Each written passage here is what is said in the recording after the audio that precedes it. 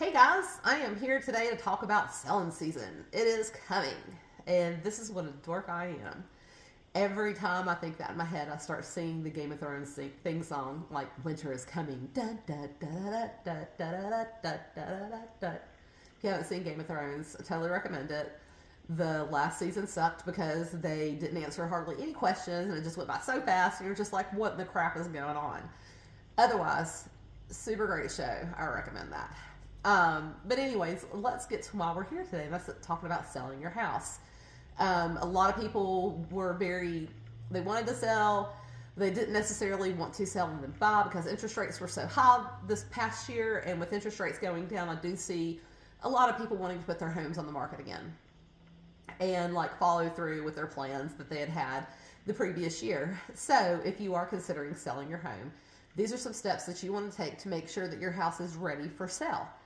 The first thing you want to do is make sure that your home has curb appeal. You want to make sure that, if you have bushes or hedges or whatever you have, flower beds sitting out in front of your house, make sure that nothing is dead. Make sure that it's, trimmed and pretty and kempt, because people like me who go and they look at that stuff, I can't grow crap. So I always make sure that there are plants that I can't kill in my flower beds because I do want it to look nice. But ultimately, I know if it's flowers, I'm probably going to kill it. So I just make sure that there's stuff that comes back the next year, like annuals or whatever, and that I don't have to do a lot to take care of it. It's probably your best bet. And when somebody buys your house, they can put whatever they want to in there. But just make sure it's clean and it's pretty. And make sure that the front of the house is clean. Make sure if you've got paint issues that you take care of that, because you do want to have good curb appeal. I've had clients pull up to houses and they're fabulous on the inside, but when you look at the outside, it's just like, that's going to be a lot of work that I don't necessarily want to do. And so they go right on past it. And you might think that it's kind of frivolous for somebody to not want to buy a house because of what it looks like outside. It happens. So make sure that your curb appeal is awesome. The next thing that you want to do is make sure that your house is staged correctly. Make sure that you don't have a bunch of knickknacks sitting around. If you have children and you have pictures of your children, take those down. I know you necessarily probably don't want to, but you don't know who's walking through your home. And I don't see a lot of people recommend this anymore, but I have kids, and if I have somebody walking through my house that I don't know and I'm not there, and I don't know what kind of person they are, but I have pictures of all of my kids hanging up, to me that's just a safety thing.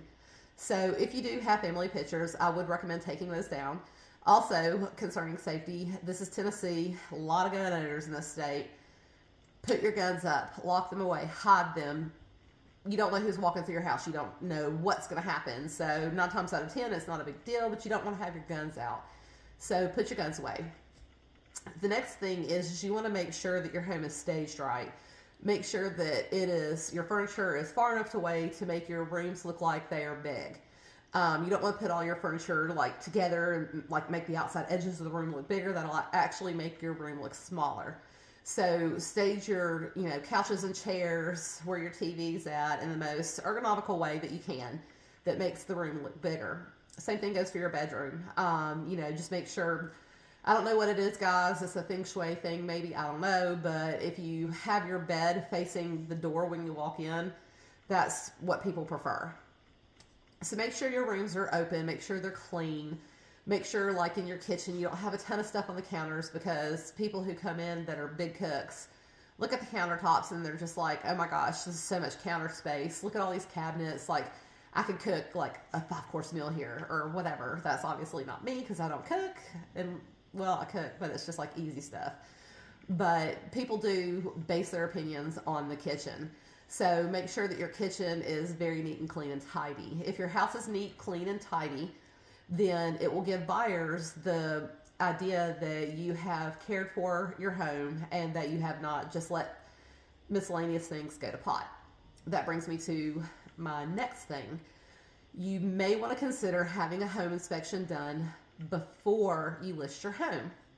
Home inspections can be a little pricey sometimes, anywhere from $300 to $600, $700, $800, depending on the size of your home.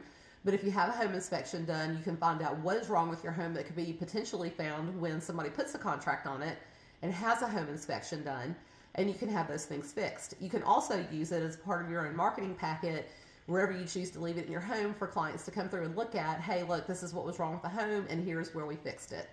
So that way it also is more appealing to buyers, showing that you love your home, you took care of your home, and made it ready for the next person to come in. So those are just a few basic, easy things that you can do to get your house ready to sell. This season is probably going to be a little wild. I would recommend, if you're going to sell your home this year, go ahead and start getting on that stuff right now. Clean your carpets, wash your floors, make sure your bathroom's clean. If your shower's got lime scale on it, which I'm sure everybody's does, because this is Middle Tennessee and we're all living on top of a big giant rock. It comes through your water and you're going to have lime scale. So get all that stuff cleaned up. Otherwise, clean your toilets. I can't tell you how many houses I've shown. People always want to look at the toilet for some reason, and there's the big dark, like grody circle around it. It's probably hard water stains or whatever, but yeah, definitely clean your toilets because people do look. But other than that, yeah, if you guys are thinking about selling your house and you have questions, give me a call. I'd be happy to help answer those and set you on the right track. Otherwise, stay warm out there, guys.